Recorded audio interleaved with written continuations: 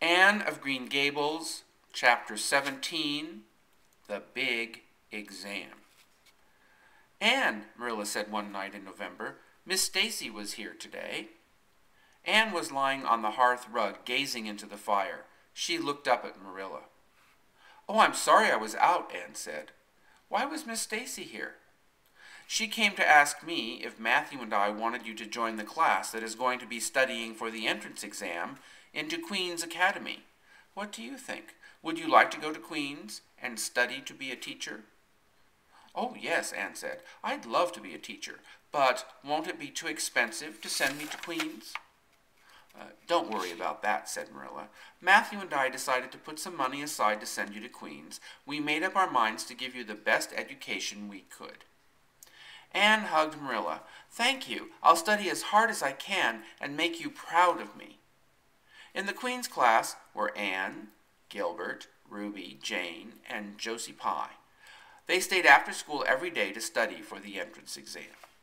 The rivalry between Anne and Gilbert was stronger than ever, but Gilbert paid no attention to Anne outside of class. He talked and laughed with the other girls, and sometimes he walked home with them, but he completely ignored Anne. Anne did not like being ignored, but she knew it was her own fault. She didn't even feel angry at him anymore. She knew she had forgiven him and wanted to be his friend, but it was too late. When the last day of school was over, Anne carried her textbooks up to the attic. She stacked them in an old trunk, then she locked the trunk and threw the key into the blanket box.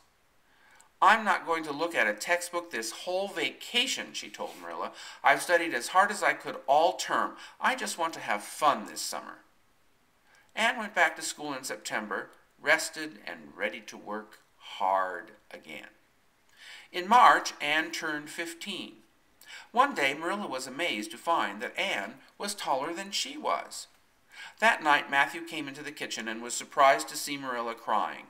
Marilla hardly ever cried. "I was thinking about Anne," said Marilla. "She's growing up so fast, and she'll probably be away all next winter. I'll really miss her, Matthew."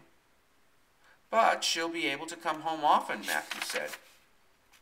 Marilla sighed. "It won't be the same as having her here all the time."